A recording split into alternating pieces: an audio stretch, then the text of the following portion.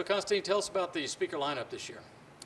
Well, as always, I'm always very excited about the speakers that we've got lined up. So Sujay was telling us about Rajiv. He's got a really interesting background, and I can't wait to hear what he has to say. But I want to mention a little bit more about our other keynote, who's Thad Starner. So Thad has a really interesting background. He's a professor at Georgia Tech.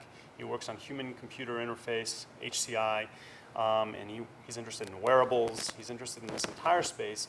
And also, as Sujay mentioned, he's been one of the key players in the development of Google Glass, which is exactly bringing us into this interface between, on the one hand, IoT and possibilities with augmented reality, and has a huge role in exactly what you were talking about before. Where is computation taking place? The sensors are all here. The data are all here, or the incoming data are all here, but they're going to interface with data in the cloud, and they have to be in a mix of computation. So anyway, so Thad is our other keynote speaker, and I think these two are going to play really well off each other. We always try to balance a mix of industry and academia in this conference. We really see it as a collaboration between these two. But in addition to these, we've got a great speaker lineup.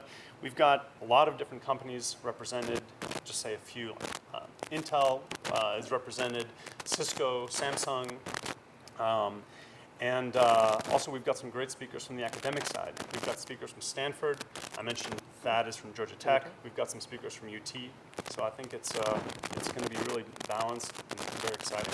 And then Rajiv, I'm sorry, Sujay, you mentioned Rajiv. Tell us a bit more about his background and what's he going to speak about.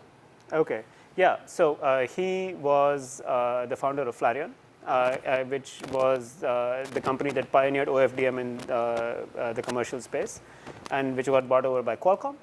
And so, I mean, obviously he's one of the great wireless experts of our time.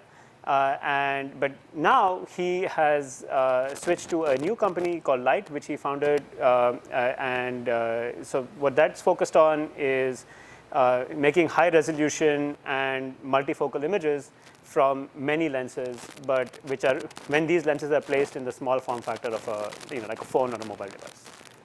Yeah, and so he kind of spans the spectrum from AI to the mobile device, from AI to wireless. Cool. Guys, thanks for stopping by today.